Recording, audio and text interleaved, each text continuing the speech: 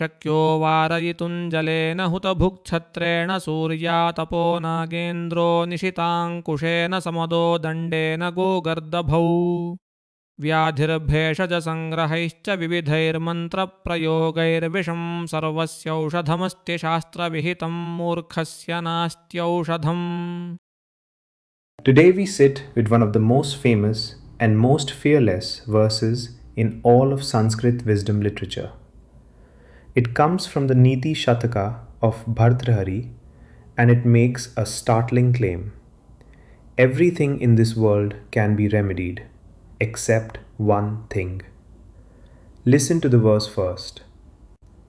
Shakyo varayitum jalena hutabuk Chhatrena surya tapo nagendro nishita ankushena samado dandena go gardabo vyadhir bheshaja sangrahaischa vividhair mantra prayogair visham sarvasya aushadham asti shastra vihitam Moorkhasya naasti aushadham. Word by word, it unfolds like a physician's catalogue. Shakyo varayatum. It is possible to ward off. Jalena hutabuk. Fire by water. The word for fire here is beautiful. Hutabuk, the eater of offerings.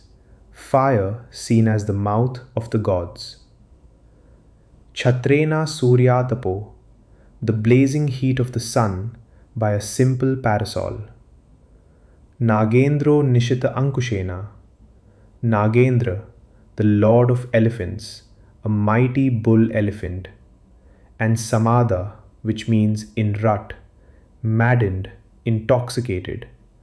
Even he can be controlled by a nishita ankusha, a sharpened goad. Dandena go gardabho, the stubborn ox and the donkey, by a stick, a danda. Vyadhir bheshaja sangrahe, disease by collections of medicines.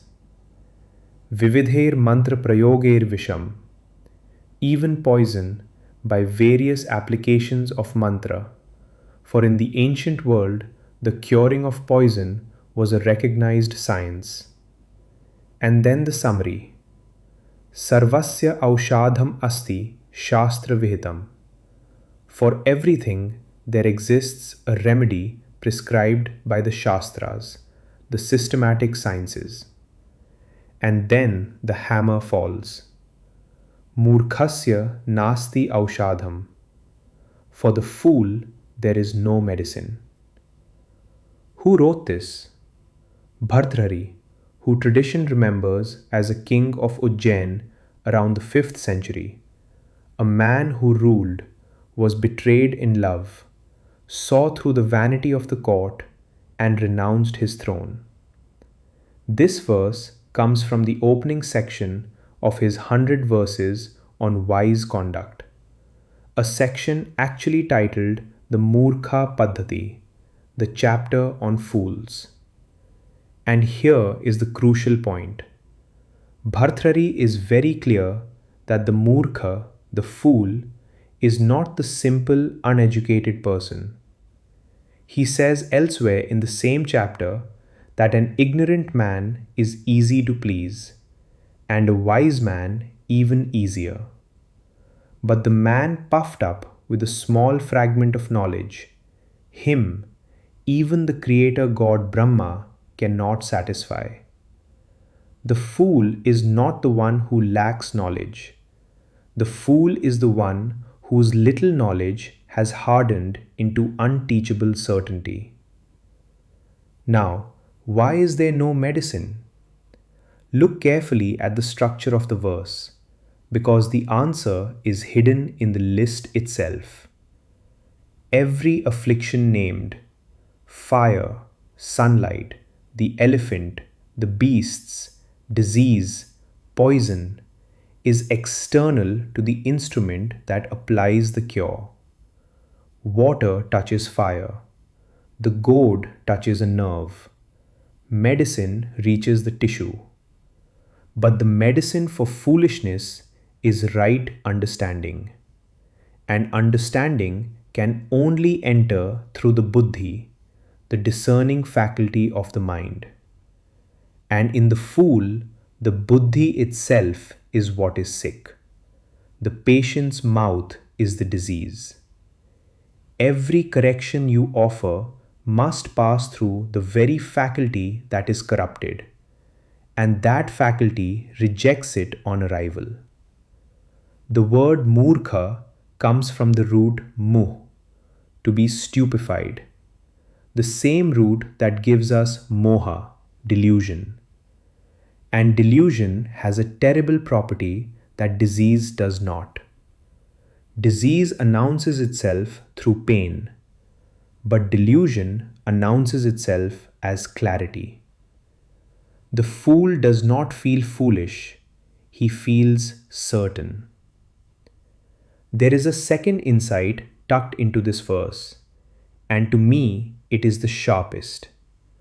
Notice the elephant. A maddened bull elephant in rut is 1,000 times stronger than the man who rides it. Yet a few inches of sharpened iron can govern it, because the elephant can still feel. Its feedback channel is still open. Bhartrhari is quietly telling us that a rampaging 5-ton animal is more teachable than a self-satisfied human being.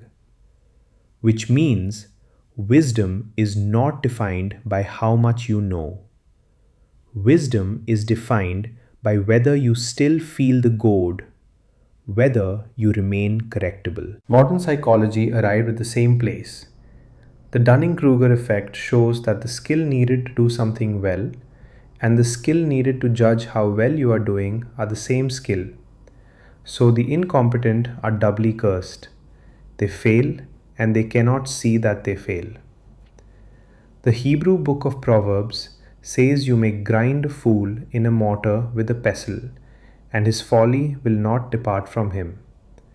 The German thinker Bonhoeffer, writing from a prison cell, observed that stupidity is more dangerous than malice, because against stupidity, protest and reason are helpless.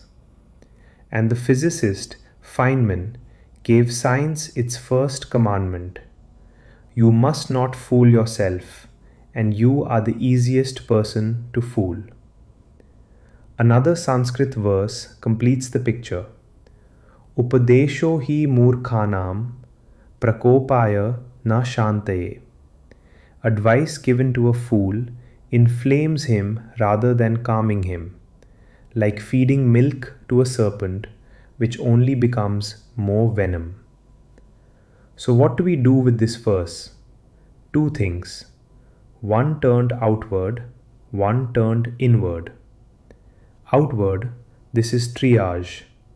Before you spend yourself trying to convince someone, ask one honest question. Has this person ever, on any subject, changed their mind in response to me? If yes, be patient. That is ignorance, and ignorance is curable. Teach them gently. If never, then accept the verse's verdict. Stop administering medicine that cannot be swallowed. Redirect that energy toward the teachable. That is not cruelty, that is the actual prescription. Inward, and this is where the verse becomes a mirror rather than a weapon. Notice what it does not say. It says no one can give this medicine to another. It never says you cannot take it yourself. The one dose the disease cannot block is the moment you genuinely say, I may be wrong.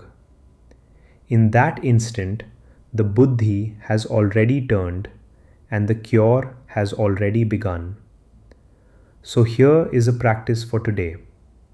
First, appoint one person in your life as your Goad-Holder, someone with standing permission to tell you bluntly when you are being the fool, with one rule. When they say it, You do not defend yourself for a full day. You only ask questions. And second, each evening, take 2 minutes and name one thing you were wrong about that day, however small. Say it out loud. On the day you can find nothing at all, treat that not as an achievement but as a symptom. Fire yields to water. The sun yields to a parasol. The wild elephant yields to the goad. Disease to medicine. Poison to mantra. Everything yields to method, except the mind that has decided it has nothing left to learn.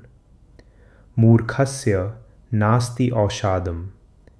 May that verdict never be spoken of us. And every time we honestly admit a mistake, it cannot be. शक्यो वारयितुं जलेन हुतभुक्छत्रेण सूर्यातपो नागेन्द्रो निशिताङ्कुशेन समदो दण्डेन गोगर्दभौ व्याधिर्भेषजसङ्ग्रहैश्च विविधैर्मन्त्रप्रयोगैर्विषं सर्वस्यौषधमस्ति शास्त्रविहितं मूर्खस्य नास्त्यौषधम्